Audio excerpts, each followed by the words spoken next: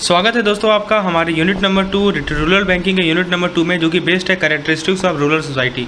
आइए दोस्तों डिस्कस करते हैं कि रूरल सोसाइटी की क्या क्या कैरेक्टरिस्टिक्स है। इंपॉर्टेंट पॉइंट को डिस्कस करते हैं दोस्तों।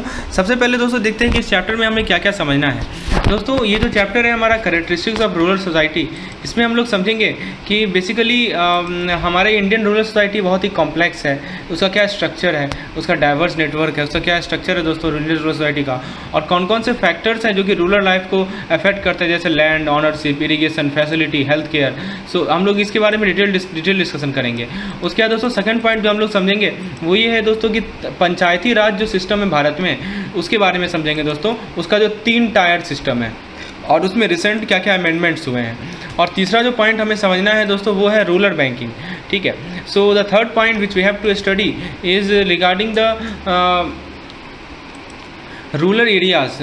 जो इंडिया में रूरल एरियाज़ हैं उनके बहुत सारे बैंक्स हैं, जैसे आरआरबीज़ हैं, कोऑपरेटिव बैंक है, एमएफआई हैं। ठीक है, और बैंकर की क्या ज़रूरत है, कैसे रूरल सोसाइटी को समझे, ये सभी चीज़ों को समझेंगे। चलिए आगे बढ़ते हैं। सोशल स्ट्रैटिफिकेशन सबसे पहला ये हमारा टॉपिक है, उसको देखते हैं। दोस्तों बताया जा रहा है कि जो रूरल इंडिया है वहाँ पे सोशल स्ट्रैटिफिकेशन इन्फ्लुएंस होता है बहुत सारे फैक्टर्स से, जैसा कि caste, religion, gender, economic status. तो विलेज के बीच में जो इंटरेक्शन होता है मार्केट के माध्यम से, फेयर्स या कोई रीजनल रिलीजियस एक्टिविटीज़ के माध्यम से, ये सोशल स्ट्रैटिफिकेशन रूरल सोसाइटी के सोशल स्ट्रैटिफिकेशन को अफेक्ट करता है। जैसे मान लीजिए कि कोई गांव में मेला लगा तो बहुत सारे कास्ट से लोग आए या कम्युनिटी से लोग आए, और उनका जो इंटरेक्शन है उससे एक नया सोशल हायरार्की क्रिएट होगा, और जो एग्जिस्टिंग हायरार्की है उसको रीइंफोर्स किया जाएगा। तो ये बहुत ही इंपॉर्टेंट होता है दोस्तों, कुछ फेयर के माध्यम से या जो ये सब से इफेक्ट होता है दोस्तों। फिर अगला पॉइंट बताया जा रहा है कि जो भारत में जो रूरल सोसाइटी है उसको ऑर्गेनाइज किया जाता है दोस्तों बहुत सारे सोशल इंस्टीट्यूशन में, जैसा कि फैमिली, किनशिप, कास्ट, और दोस्तों उसमें और क्या क्या एग्जांपल है, रिलीजियन एंड पावर। तो ये जो इंस्टीट्यूशन है दोस्तों वो division of labour, traditional mechanism, conflict resolution का इन सभी को सेव करते हैं। जैसे मान लीजिए कि कास्ट सिस्टम बताता है कि सोशल स्टेटस क्या है, इंडिविजुअल का ऑक्यूपेशन क्या है, लेकिन उसका किनशिप जो है, उसके फैमिली रिलेशनशिप जो है क्रूशियल रोल प्ले करते हैं सोशल कोहेजन में और कॉन्फ्लिक्ट रिजोल्यूशन में। दोस्तों भारत में क्या है कि जो विलेजेस हैं उनको रिकॉग्नाइज किया जाता है डेवलपमेंट का बेसिक यूनिट। और दोस्तों बहुत सारे फॉर्मल और स्टैट्यूटरी इंस्टीट्यूशन हैं जिनको इस्टेब्लिश किया जाता है ताकि रूरल डेवलपमेंट को प्रमोट कर सकें। दोस्तों ये इंस्टीट्यूशन जो है, ये इंस्टीट्यूशन के अंदर पंचायत, ग्राम सभा और बहुत सारे गवर्नमेंट एजेंसीज़ हैं जो कि इंफ्रास्ट्रक्चर, हेल्थ केयर, एजुकेशन या दूसरे सर्विस प्रोवाइड करते हैं रूरल कम्युनिटी को। दोस्तों रूरल इंडिया में बताया जा रहा है कि जाति मतलब क्या होता है, सोशल ग्रुप, जो कि ऑक्यूपेशन और एंसेस्ट्री के बेस्ड है। प्रत्येक विलेज के अंदर बहुत सारे जाति सेगमेंट होते हैं, अलग अलग सेपरेट टाइज होते हैं, नेबरहुड टाइज होते हैं, पर्सनल फैमिली फ्रेंडशिप या एनिवर्सिटी होती है। जैसे जो सेम जाति के जो लोग होंगे ना उनको स्ट्रॉन्ग सोशल टाई होगा और वो मैरी करेंगे अपनी ही जाति के अंदर। ठीक है, प्रेफर करते हैं कि शादी हो तो मेरा अपनी ही जाति के अंदर शादी हो। ठीक है, इंटर जाति रिलेशनशिप दोस्तों रूरल इंडिया में इन्फ्लुएंस होता है 3 फैक्टर से। पहला है मैरिज, दूसरा है कॉमन सिटी का मतलब होता है दोस्तों फूड शेयरिंग, और तीसरा होता है इकोनॉमिक एक्सचेंज। जैसे दोस्तों 2 इंडिविजुअल के बीच में जो मैरिज होगा, शादी होगा, अलग अलग जाति का मान लीजिए 2 आदमी है, उसके बीच में जो शादी होगा उससे सोशल एलियंस क्रिएट होगा, जो सोशल बैरियर है उसको ब्रेक डाउन होगा। तो कॉमेंसैलिटी मतलब कि शेयरिंग ऑफ फूड, ये भी सोशल बॉन्ड को क्रिएट करता है, इंडिविजुअल को। दोस्तों बताया जा रहा है यहाँ पे कॉमेंसैलिटी मतलब होता है फूड शेयरिंग, तो ये भी सोशल बॉन्ड क्रिएट करता है। और दोस्तों इकोनॉमिक एक्सचेंज का मतलब ट्रेड और बिजनेस ट्रांजैक्शन, ये भी इंटर जाति रिलेशनशिप को क्रिएट करता है और सोशल कोहेजन को क्या करता है दोस्तों, सोशल कोहेजन को प्रमोट करता है। फिर दोस्तों नेक्स्ट पॉइंट में चलते हैं। बताया जा रहा है दोस्तों कि ग्रामीण क्षेत्र में दोस्तों क्या होता है कि जो अलग अलग जाति के लोग होते हैं वो एक दूसरे पर निर्भर होते हैं अलग अलग सर्विस के लिए, गुड्स के लिए। ये जो इंटरडिपेंडेंसी है ना वो क्या क्रिएट करता है दोस्तों, एक सोशल रिलेशन को क्रिएट करता है। It creates a social relation जो कि ऑक्यूपेशन सर्विस पे बेस्ड होता है। जैसे मान लीजिए कि किसान है एक जाति का, वो एग्रीकल्चर सर्विस देता है दूसरे जाति को ताकि फूड ग्रेन के एक्सचेंज में और अदर गुड्स के एक्सचेंज में। फिर दोस्तों जजमानी सिस्टम है। जजमानी सिस्टम क्या होता है दोस्तों, एक ट्रेडिशनल सिस्टम है ऑक्यूपेशनल सर्विस एक्सचेंज का रूरल इंडिया में। इस सिस्टम में क्या होता है कि जो लोअर जाति के लोग होते हैं ना वो अपर जाति के लोग को सर्विस प्रोवाइड करते हैं इन एक्सचेंज फॉर गुड और कैश पेमेंट। तो बदले में उन्हें क्या मिलता है, गुड मिलता है, मतलब सामान मिलेगा या कैश पे मिलेगा। ठीक है, इसे कहा जाता है जजमानी सिस्टम। ठीक है दोस्तों, जैसे मान लीजिए कि एक ब्लैक स्मिथ है, ठीक है, लोअर जाति से, वो क्या करेगा, मेटल वर्क सर्विस प्रोवाइड करेगा किसी फार्मर को जो कि हायर जाति का है, अपर जाति का है। ठीक है, और उसको बदले में क्या मिलेगा, फूड ग्रेन मिलेगा या कैश पेमेंट मिलेगा। दोस्तों रूरल इंडिया में, ग्रामीण क्षेत्र में क्या होता है कि ये जो विलेजर, जो गांव है, वो जजमानी रिलेशन अपने नेबरिंग विलेज के साथ बनाते हैं यदि वो कुछ सर्विस या गुड लैक कर रहे हैं। जैसे मान लीजिए कि एक विलेज है जहाँ पे स्किल क्राफ्टमैन नहीं है, तो दोस्तों वो सर्विस लेगा नेबरिंग विलेज से जिसके पास क्राफ्टमैन है रिक्वायर्ड जाति से। दोस्तों रूरल इंडिया में क्या है कि जो किनशिप टाई होता है दोस्तों, वो एक्सटेंड होता है इंडिविजुअल विलेज के बियॉन्ड नियर बाई टाउन और रीजन में। इससे क्या होता है कि सोशल रिलेशनशिप क्रिएट होता है फैमिली टाइज के बेस पे, जिसको यूज किया जा सकता है कि आप इस्टेब्लिश कर सकते हैं नए जजमानी रिलेशनशिप को, या दो जाति के बीच में कॉन्फ्लिक्ट को रिजॉल्व कर सकते हैं। दोस्तों कुछ रीजन ऐसे हैं रूरल इंडिया के जहाँ पे इंटर विलेज जाति पंचायत एग्जिस्ट करता है। ठीक है, ताकि इंपॉर्टेंट जाति के इशू को आप एड्रेस कर सकें और डिस्प्यूट को आप इशू कर सकें। ये जो पंचायत होता है ना दोस्तों, ये फॉर्म किया जाता है रिप्रेजेंटेटिव फ्रॉम डिफरेंट जातिस, और इसके पास पावर होता है कि वो डिसीजन ले सके और डिस्प्यूट को रिजॉल्व कर सके। दोस्तों रिसेंट ईयर में जो जाति का जो पंचायत है, इसका जो स्ट्रक्चर है वो बहुत सारे एरिया में ब्रेक डाउन हो गया है, क्योंकि बहुत सारे रीजन्स हैं। जैसे सोशल स्ट्रक्चर में कुछ चेंजेस आ रहे हैं, अर्बनाइजेशन हो गया, और दोस्तों मॉडर्न इंस्टीट्यूशन का कुछ इन्फ्लुएंस आ गया। इस कारण से दोस्तों जो ट्रेडिशनल मैकेनिज्म उसमें डिक्लाइन हो गया है कॉन्फ्लिक्ट रिजोल्यूशन का, अब दोस्तों मॉडर्न लीगल सिस्टम में शिफ्ट हो गया है। इंटर विलेज पंचायत जो कि ट्रेडिशनली यूज किया जाता था, डिस्प्यूट, जैसे मान लीजिए कोई डिस्प्यूट हो गया, उसको रिजॉल्व करने के लिए पंचायत बैठता था और फिर वो डिसीजन लेता था ब्रॉड लेवल पे। अब दोस्तों क्या हो गया है कि एडहॉक कैरेक्टर हो गया है, वो कभी कभी मीट करता है। ये ऐसा इसलिए हुआ दोस्तों कि ट्रेडिशनल इंस्टीट्यूशन का डिक्लाइन हुआ है और मॉडर्न इंस्टीट्यूशन का इंप्रूवमेंट हुआ है, खासकर लीगल सिस्टम का और गवर्नमेंट एजेंसीज का। समझे? अब जब हम लोग बात करते हैं दोस्तों ट्रेडिशनल पंचायत की, तो क्या बताया जा रहा है दोस्तों ट्रेडिशनल पंचायत के बारे में, आइए समझते हैं। दोस्तों let's discuss traditional panchayat in detail. Traditional panchayat के बारे में क्या बताया जा रहा है, आइए डिस्कस करते हैं दोस्तों। आपको बताया जा रहा है कि बहुत सारे भारत के गांव हैं जहां पे दो तरह के पंचायत है, एक है जाति पंचायत, एक है विलेज पंचायत। तो दोस्तों जाति पंचायत क्या होता है दोस्तों, तो जाति पंचायत डील करता है, रिस्पॉन्सिबल होता है डिस्प्यूट को रिजॉल्व करने के लिए, जो कि प्रॉपर्टी से रिलेटेड है और फैमिली मैटर से रिलेटेड है एक पार्टिकुलर जाति में या कम्युनिटी में।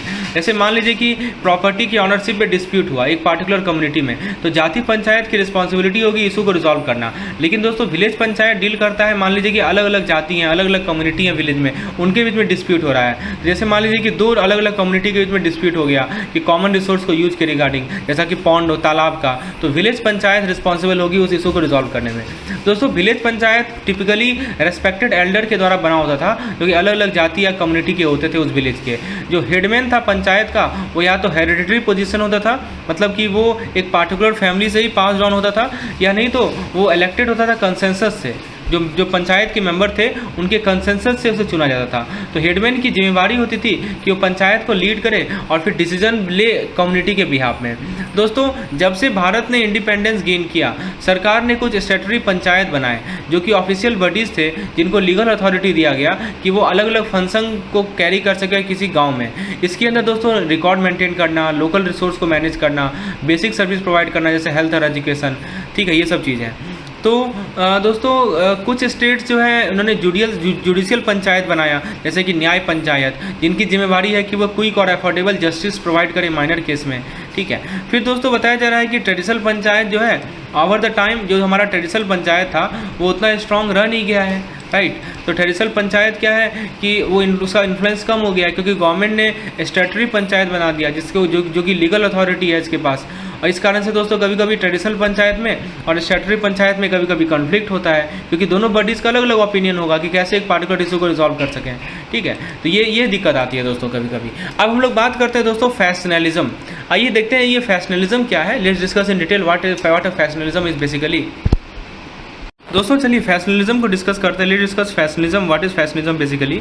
देखिए फैशनलिज्म का मतलब क्या होता है कि ग्रुप या फैक्शन का एग्जिस्टेंस किसी विलेज के अंदर, जिसका अपना इंटरेस्ट है, अपना प्रायोरिटीज़ है। दोस्तों ये जो ग्रुप है ना, एक साथ काम करते हैं या एक दूसरे से अगेंस्ट काम कर सकते हैं। जैसे मान लीजिए कि एक छोटा सा गाँव है जहाँ पे सभी लोग एक दूसरे को जानते हैं और लोग जो है एक साथ काम करते हैं। लेकिन दोस्तों एक सूखा आ गया, जिस कारण से जो गाँव है ना वहाँ पर पानी का बड़ा शॉर्टेज हो गया। इस कारण से जो अलग अलग लोग थे, ग्रुप ऑफ पीपल थे, वो अलग अलग सॉल्यूशन देने लगे। कुछ लोग क्या करने लगे कि नया कुआं खोदने लगे, कुछ लोग डैम बनाने लगे। तो दोस्तों ये जो अलग अलग ओपिनियन है ना, इस कारण से विलेज में फैक्शन आ गया और लोग जो है अपने उनसे अलाइन होने लगे जो कि उनके व्यू को शेयर कर रहे हैं। तो यही होता है फैक्शनलिज्म। तो ये समझ में आया आपको। तो फिर बताया जा रहा है दोस्तों कि जो फैक्शन होता है वो फॉर्म होता है based on power dynamics. Power dynamics क्या होता है दोस्तों कि जैसे कुछ इंडिविजुअल या फैमिली ज़्यादा इन्फ्लुएंस होल्ड करते हैं देन द अदर, तो वो इसको यूज़ करते हैं ग्रुप बनाने में जो कि उनको सपोर्ट करेगा। जैसे वही एग्जांपल लीजिए, तो मान लीजिए कोई एक वेल्दी लैंड ऑनर है जिसके पास बहुत सारे एम्प्लॉय हैं और कंट्रोल बहुत है लैंड का, तो उसने एक फैक्शन बना लिया अपने एम्प्लॉय के साथ या अपने सपोर्टर के साथ, ठीक है। तो जो कि जितने भी सपोर्टर हैं वो उनके इंटरेस्ट को शेयर कर रहे हैं। ये ग्रुप कोऑपरेटिव होगा दोस्तों। और दोस्तों ये क्योंकि कोऑपरेटिव इसलिए होगा क्योंकि वो एक साथ काम करेंगे अपने गोल को अचीव करने के लिए। लेकिन दोस्तों दूसरा फैक्शन भी फॉर्म हो जाएगा, एक ग्रुप ऑफ फार्मर फॉर्म कर सकते हैं जो कि लैंड ऑनर के पॉलिसी से अनहैप्पी हैं। ये फैक्शन जो एंटागोनिस्टिक होगा, क्यों? क्योंकि वो अपोज कर रहा है लैंड ऑनर को, वही बताया जा रहा है। तीसरा पॉइंट बताया जा रहा है दोस्तों कि जो फैक्शन होते हैं ना, वो एक से ज़्यादा इंडिविजुअल के होते हैं जिनका सिग्निफिकेंट इन्फ्लुएंस होता है या रिसोर्सेज होता है। जैसे फार्मर वाला जो फैक्शन होगा ना, उस केस में क्या होगा कि एक फार्मर लीडर की तरह इमर्ज करेगा। क्यों? क्योंकि उसका कैरिश्मा है, उसके पास एबिलिटी है, उसके पास क्षमता है कि वो लोगों को मोबिलाइज कर ले, ठीक है। मैं आपको एग्जांपल से समझा रहा हूँ। तो उसको सपोर्ट करेंगे उसके फैमिली मेम्बर जो कि फार्मर होंगे, और दोस्तों दूसरे विलेजर भी उसे सपोर्ट करेंगे जो कि उसके काउज से सिंपैथेटिक है, ठीक है। तो ये बताया जा रहा है दोस्तों। नेक्स्ट पॉइंट में बताया जा रहा है कि जो फैक्शन को कैसे फॉर्म करता है, ये तो बताया गया। और फिर बताया जा रहा है दोस्तों कि किसी फैमिली के अंदर भी या किनशिप ग्रुप के अंदर भी बहुत सारे ओपिनियन हो सकता है, ठीक है। तो इस कारण से टेंशन होगा, फैमिली के अंदर कॉन्फ्लिक्ट होगा। जैसे मान लीजिए कि फार्मर का जो फैक्शन है, उसका जो लीडर है वो लैंड ऑनर से रिलेटेड है मैरिज के माध्यम से। मान लीजिए उसके कुछ फैमिली मेंबर हैं, ठीक है, वो सपोर्ट कर रहे हैं उन्हें, तो इस कारण से डिवीजन हो जाएगा फैमिली में, और कुछ मेंबर फार्मर के फैक्शन को सपोर्ट करेंगे और कुछ मेंबर जो है हमारे लैंड ऑनर के फैक्शन को सपोर्ट करेंगे। दोस्तों फिर बताया जा रहा है कि बहुत सारे कास्ट और जाति जो विलेज में होते हैं ना, उनका कन्फ्लिक्टिंग इंटरेस्ट होता है। जैसे इसी एग्जाम्पल में ले लीजिए, अब मान लीजिए कि हमारे गाँव में बहुत सारे जाति हैं, कुछ ब्राह्मण हैं, कुछ क्षत्रिय हैं, कुछ वैश्य हैं, कुछ शूद्र हैं। तो दोस्तों ये जो लैंड ऑनर का जो फैक्शन है ना, उसमें क्षत्रिय और वैश्य हैं जो कि बेनिफिट कर रहे हैं इस पॉलिसी से, और फार्मर के जो फैक्शन है उसमें शूद्र हैं और ब्राह्मण हैं जो कि सिंपैथाइज कर रहे हैं उनके काउज से, ठीक है। तो यही बताया जा रहा है दोस्तों। तो फिर दोस्तों बताया जा रहा है कि किसी विलेज में दो या तीन फैक्शन हो सकते हैं जो कि जनरेशन से कंटिन्यू हो रहे हैं। तो फैक्शन मसल पावर यूज़ कर सकते हैं, अपने ट्रू और फॉल्स विटनेस को यूज़ कर सकते हैं। फैक्शन अपने पावर को एक्सटेंड कर सकते हैं फैमिली डिस्प्यूट को या इंटर जाति कॉन्फ्लिक्ट के लिए। अब जरा बात करते हैं दोस्तों डोमिनेंस का। तो इसमें बताया जा रहा है कुछ रीजन में कि कुछ एरिया ऐसे होते हैं जहाँ पे कुछ कास्ट या कुछ जाति वेल्दी हो जाते हैं, वो ज़्यादा से ज़्यादा लैंड खरीद लेते हैं। जैसे एक मान लीजिए रीजन जहाँ पे ठाकुर जो है एक वॉरियर कास्ट होता है जो कि बहुत ज़्यादा एग्रीकल्चर लैंड खरीद लिया, जिस कारण से उसका सिग्निफिकेंट इकोनॉमिकल और पॉलिटिकल पावर हो गया। दोस्तों जब भी जो डोमिनेंट जाति है उसमें भी एक स्मॉल सेक्शन जो है सबसे ज़्यादा लैंड को होल्ड करता है, ठीक है। जो सबसे ज़्यादा डोमिनेंट जाति है उसमें भी एक छोटा सा सेक्शन होगा दोस्तों, वो क्या करेगा, सबसे ज़्यादा लैंड को होल्ड करेगा, उसके पास पॉलिटिकल क्लाउट होगी, वो लोकल इलेक्शन को इन्फ्लुएंस करेगा और गवर्नमेंट पॉलिसी को इन्फ्लुएंस करेगा। दोस्तों फिर बताया जा रहा है कि जो वेल्दी मेंबर होगा ना डोमिनेंट जाति का, वो एक्सप्लॉइट करेगा और ऑपरेस करेगा उसको जो कि लेस फॉर्चुनेट है, ठीक है। उसके अंदर दोस्तों हो सकता है कि उसी का कास्ट का क्यों ना हो। जैसे मान लीजिए कि एक ठाकुर डोमिनेटेड रीजन है, ठीक है, तो जो वेल्दी ठाकुर फैमिली होगी ना, वो क्या करेगी दोस्तों, वो एक्सप्लॉइट करेगी और ऑपरेस करेगी पुअर फार्मर को जो कि उसके लैंड पे काम कर रहा है। वो एग्जॉर्बिटेंट रेंट चार्ज करेगी, वेजेस विथहोल्ड करेगी, वॉयलेंस को यूज करेगी पावर को मेंटेन करने के लिए, ठीक है। दोस्तों फिर बताया जा रहा है कि एक परसेप्शन है लोगों में कि जो लोग गाँव में रहते हैं उनको सिंपल हैं, उनका लाइफ स्टाइल ट्रेडिशनल है, और जो लोग शहर में रहते हैं वो सोफिस्टिकेटेड हैं क्योंकि वो ट्रस्टवर्दी भी कम है। ये एक स्टीरियोटाइप है, ठीक है। फिर क्या बताया जा रहा है दोस्तों कि स्टीरियोटाइप तो है, लेकिन उसके बाद भी जो गांव के लोग हैं और जो अर्बन के लोग हैं वो आपस में इंटरेक्ट करते हैं रेगुलरली, उनमें गुड्स का, सर्विसेज का और आइडियाज़ का एक्सचेंज होता है। दोस्तों जो सोशल और इकोनॉमिक रिलेशनशिप होता है कास्ट के बीच में, जिसको हम लोग जजमानी कहते हैं, और कास्ट बेस्ड काउंसिल को हम लोग जाति पंचायत कहते हैं, ये विलेज में भी है और छोटे शहर में भी है। दोस्तों जाति पंचायत आज के समय में कम इन्फ्लुएंस हो गया है टाउन में as compared to the village. Village में जाति पंचायत काफ़ी ज़्यादा है। अब जब हम लोग विलेज इन्फ्लुएंस की बात करते हैं, क्या बताया जा रहा है दोस्तों कि पुराने समय पास्ट में जो लोग गांव के थे उनके पास बड़ा बड़ा फैमिली होता था, कास्ट टाई होते थे, लेकिन आज के समय में जो कि माइग्रेशन हो गया है तो ये टाई जो है वीक हो गया है, जिस कारण से दोस्तों वैल्यूज़ में चेंज आ गए हैं, जिस तरह से रूरल सोसाइटी वर्क करता है उसमें चेंज आ गया है। जैसे कुछ विलेज हैं इनके पास जो है महिलाएं हैं वो पोजीशन में आ गई हैं पावर में, क्योंकि जो मैन है वो माइग्रेट हो गए हैं सिटीज़ में वर्क के लिए, काम के लिए मैन चले गए सिटीज़ में, तो जो महिलाएं बची गांव में वो लोग पावर पे आ गई हैं। फिर दोस्तों बताया जा रहा है कि जिस तरीके से फैमिली सेटल करती है, अपने आप को गवर्न करते हैं और अपने कस्टम को प्रैक्टिस करते हैं, वो डिफरेंट है अलग पार्ट ऑफ कंट्री में। जैसे कुछ रीजन ऐसे हैं दोस्तों जहाँ पे जो अलग अलग कास्ट के लोग हैं वो अलग अलग एरिया में रहते हैं, लेकिन कुछ रीजन ऐसे हैं जहाँ पे एक साथ रहते हैं। ठीक है दोस्तों, फिर बताया जा रहा है कि जो पंचायत है और जो हेडमैन है उनके पास बहुत सारा पावर होता है किसी गाँव में, लेकिन अब वो बदल गया है। ठीक है, अब क्या बदल गया है दोस्तों, इंफ्रास्ट्रक्चर आ गया, रोड, एजुकेशन, मीडिया, ठीक है, और हाई लेवल गवर्नमेंट ऑफिशियल, इन्होंने आसान बना दिया है गांव के लोगों को कि वो रिसोर्स को एक्सेस कर सकें, सर्विसेज को एक्सेस कर सकें बिना ट्रेडिशनल लीडर पे रिलाई किए। दोस्तों बताया जा रहा है कि पास्ट में क्या होता था कि जो लैंड ऑनिंग अपर कास्ट थे उनका बहुत पावर था, लेकिन अब क्या हुआ है कि जो लोअर कास्ट पीजेंट हैं, कल्टिवेटर्स हैं, वो टेक ओवर ले लिए हैं। लेकिन दोस्तों जो रिच पीजेंट है जिनका पॉलिटिकल इन्फ्लुएंस है वो अभी भी एक्सप्लॉइट करते हैं एग्रीकल्चर लेबर को और शेयर क्रॉपर को। फिर क्या बताया जा रहा है दोस्तों नेक्स्ट पॉइंट में, जो ब्राह्मण है, जो नॉन ब्राह्मण है, स्केड्यूल कास्ट है, ट्राइब है, ठीक है, तो 4 मेन कास्ट ग्रुप हैं, है ना। Caste pattern state to state vary करता है, लेकिन ये 4 मेन कास्ट है, ब्राह्मण, ठीक है, फिर नॉन ब्राह्मण जिसके अंदर मर्चेंट, फार्मर, दूसरे प्रोफेशनल आते हैं, शेड्यूल कास्ट और ट्राइब। लेकिन दोस्तों ये जो इतने एक भी ग्रुप है ना, सभी का अलग लेवल ऑफ सोशल स्टेटस है जो कि डिफाइन होता है उनके ट्रेडिशन से, उनके कल्चर से। दोस्तों फिर क्या बताया जा रहा है, नेक्स्ट पॉइंट को डिस्कस करते हैं। दोस्तों आगे पॉइंट को डिस्कस करते हैं, क्या बताया जा रहा है, लेट्स डिस्कस।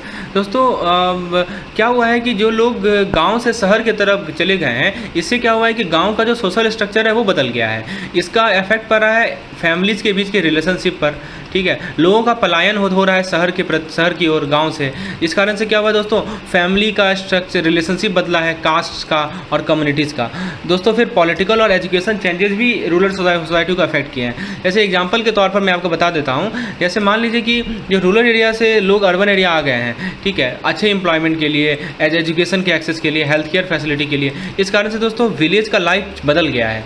दोस्तों विलेज जो है, जो गाँव है, उसमें लोग होते हैं अलग अलग कास्ट से जो एक साथ रह रहे हैं, और प्रत्येक कास्ट का अपना यूनिक कस्टम है, ट्रेडिशन है, सेरेमनीज़ है, फूड है, लैंग्वेज है। कुछ विलेज में दोस्तों, कुछ गांव में कुछ कास्ट को माना जाता है कि उनको फार्मिंग में अच्छा स्किल है, वीविंग में अच्छा स्किल है, पॉटरी मेकिंग में अच्छा स्किल है दोस्तों। लेकिन पास्ट में क्या था कि जो ट्रेडिशनल पंचायत थे और जो हेडमैन थे उनके पास बहुत सारा पावर था, लेकिन जो इंफ्रास्ट्रक्चर बढ़ा, रोड, मैंने आपको पहले बताया। रूरल एरिया में क्या होता है, इकोनॉमी ग्रो हो गई है, जो लोअर कास्ट पीजेंट कल्टिवेटर है उन्होंने टेक ओवर कर लिया है लैंड ऑनिंग अपर कास्ट है। लेकिन जो अमीर किसान हैं, पीजेंट्स हैं, जिनका पॉलिटिकल इन्फ्लुएंस है, इन्होंने कंट्रीब्यूट किया है ऑफेंस अगेंस्ट एग्रीकल्चर लेबरर। जैसे कुछ रिच पीजेंट क्या करते हैं, अपने पॉलिटिकल पावर को यूज़ करते हैं, जो गरीब किसान होते हैं उसको एक्सप्लॉइट करते हैं, एग्रीकल्चर लेबर को एक्सप्लॉइट करते हैं, ठीक है। तो ये सब पॉइंट मैंने आपको बताया है। चलिए आगे बढ़ते हैं। नेक्स्ट पॉइंट में क्या बताया जा रहा है दोस्तों, लोकल इंस्टीट्यूशन के बारे में बताया जा रहा है। दोस्तों बताया जा रहा है कि जो भारत का जो रूरल एरिया है, इसमें ग्राम पंचायत और प्राइमरी एग्रीकल्चर क्रेडिट सोसाइटी, ये 2 मेन लोकल इंस्टीट्यूशन है। ग्राम पंचायत की जिम्मेवारी है लोकल गवर्नेंस के लिए, और प्राइमरी एग्रीकल्चर क्रेडिट सोसाइटी की जो है फाइनेंशियल असिस्टेंस प्रोवाइड करता है किसे, फार्मर को।